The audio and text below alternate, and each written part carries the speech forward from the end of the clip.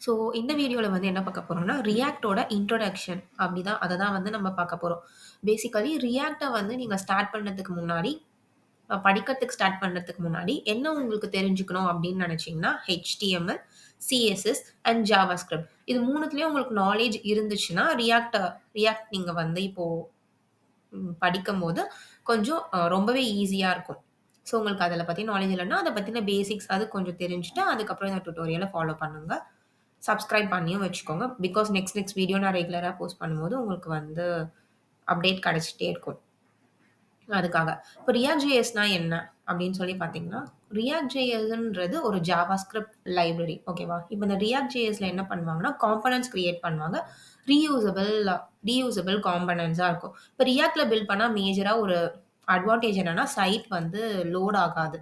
Like அப்படியே side load ஆகாம உங்களுக்கு அவுட்புட் வந்து வரும். இதுதான் வந்து இதோட மேஜர் அட்வான்டேஜ்ன்னு சொல்லுவாங்க. அதுக்கப்புறம் நீங்க ரீயூசபிள் காம்போனன்ட்ஸ் வந்து பில்ட் பண்றதுனால, எல்லா காம்போனன்ட்ஸையும் எங்கெங்கலாம் உங்களுக்கு தேவையோ நீங்க வந்து இம்போர்ட் பண்ணிக்கலாம். லைக் நம்பர் ஆஃப் டைம்ஸ் ஒரு ஒரு காம்போனன்ட்ட வந்து நீங்க யூஸ் பண்ணிக்கலாம். சேம் கோட வந்து நீங்க ரிப்பீட் ரிப்பீட் பண்ண வேண்டாம். அந்த காம்போனன்ட்ட ஜஸ்ட் இன்க்ளூட் பண்ணாலே போதும். உங்களுக்கு வந்து அந்த ஸ்டைல் எல்லாமே வந்துரும். காம்போனன்ட்ன்றது ஒண்ணும் இல்ல. அது நீங்க வந்து HTML என்னென்னலாம் யுஐ உங்களுக்கு என்னென்னலாம் தேவையோ, அதெல்லாம் வந்து அந்த காம்போனன்ட்ல குடுப்பீங்க. ஸோ கோயிங் ஃபார்வர்ட் நம்ம வந்து இத பத்தி டீட்டெயிலா பார்க்கலாம். இது ஜஸ்ட் இன்ட்ரோடக்ஷன் தான்.